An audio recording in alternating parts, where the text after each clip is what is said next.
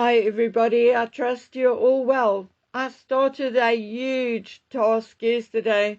My grandson's school was throwing out old teaching aids and projects, and he brought home 2 old medical body charts. We reverse searched them because I recognized that they were still old school printed on canvas backing. Well, it so happens that one in particular is quite the collectible.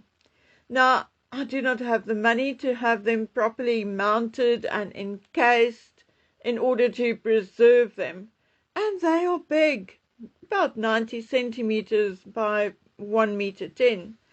So I decided that seeing that I can't have it professionally done, I'll do it professionally. And what I thought would take me 2 to 3 hours ended up taking me all day. And we only did one of them. Anyway, that is not why you are here, so let's get to it. According to Chris Shipp, Harry, Meghan and the children visited Charles and Camilla yesterday. Well, I'm saying Chris Shipp, but Buckingham Palace confirmed that Charles and Camilla hosted the family at Highgrove. Okay, my dear friends, I'm sniffing bullshit like I never sniffed it before. And no, I am not saying they didn't. No. I believe Chris Shipp and I believe Buckingham Palace, but how about this? Now, this is just my imagination, okay? No insider info, nothing like that.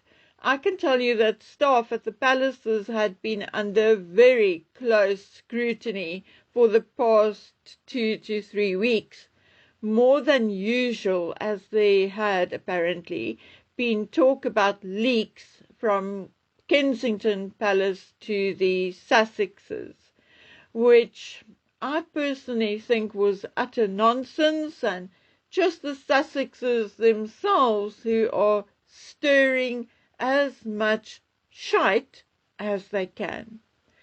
Likely Meghan thinking William will come running, begging her to tell him who it is, who's leaking to her.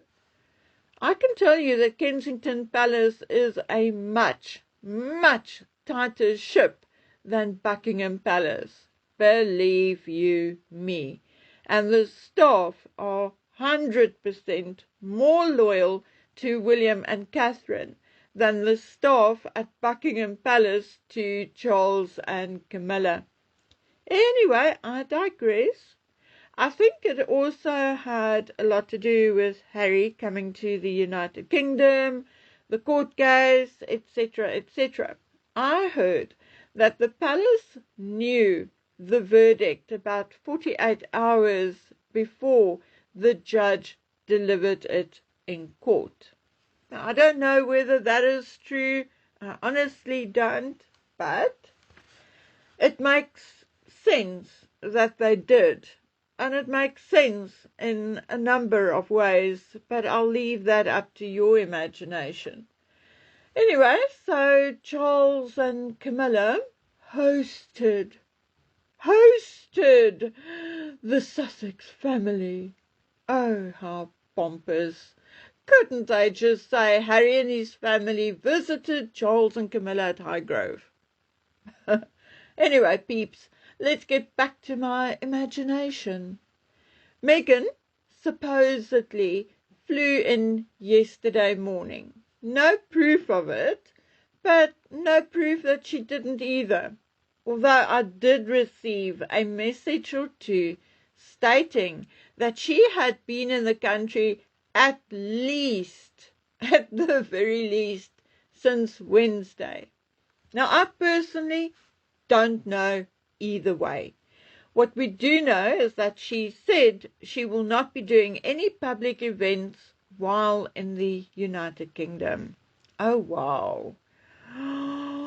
What are we going to do? Oh, thank God. I hope she sticks to it. Now, I don't know when they are going back to the United States, but I would not be surprised if she pops up somewhere. Okay, now I keep interrupting myself. So let's continue.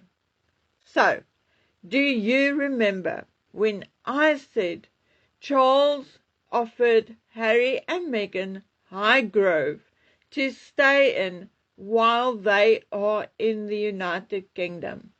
And most people, okay, my own viewers included, along with other creators, etc., etc., laughed.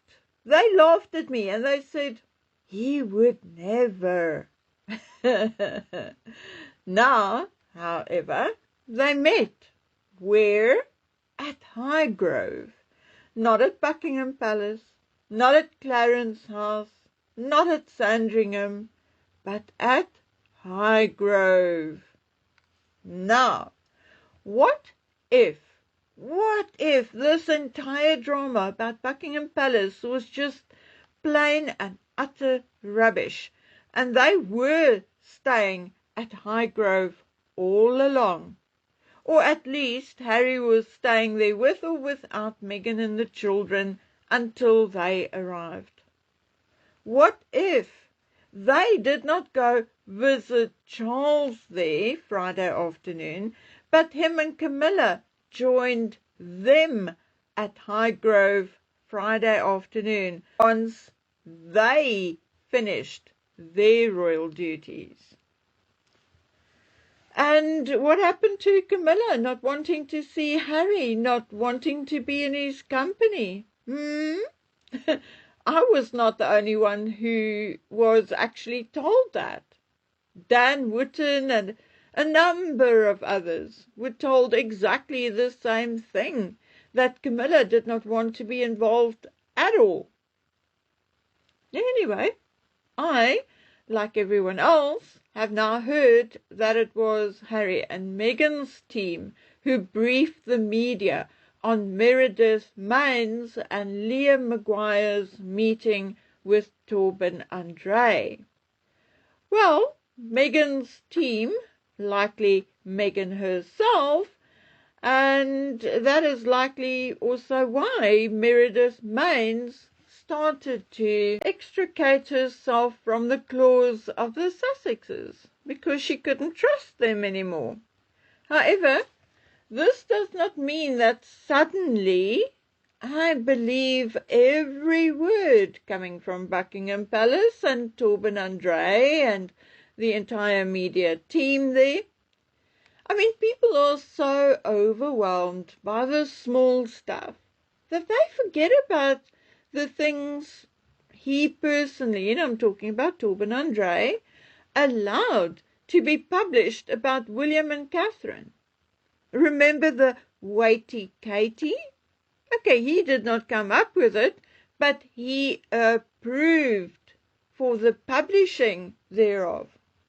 Remember how he edited and allowed articles about William and Catherine being lazy?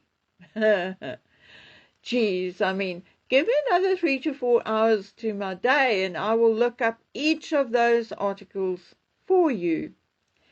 I would not, and I promise you I would not, be surprised if this entire Buckingham Palace melodrama was pure fiction to throw everybody off the scent and to cover up where Harry and maybe even Meghan and the children really were. Not surprised at all. Now let's chat security, because I haven't seen anyone talking about this. I want to know, who were the guys in black suits and earpieces at Chatham House? Were they RASP, Met officers, or were they additional private British elite security? If so, who paid for them? Charles? Now, Harry arrived at Chatham in 2 vehicles, a Range Rover and a Volvo, and the Volvo with the registration number RF74SV2. Now, likely due to my location, I cannot look up the exact UK number plate, but RF74SV2, the Volvo, was registered in 2024, and the RF tells me the vehicle was registered in Reading's DVLA office, which covers Berkshire and Buckinghamshire. So 2 vehicles and extra security with earpieces look suspiciously like royal security, or then very expensive VIP security. Now, guys, I'm telling you, I may be wrong, but I smell more than a rat. I smell a whole rat's nest. Now, thank God, William and Catherine were nowhere near this entire mess, and definitely not at Highgrove for the loving reunion.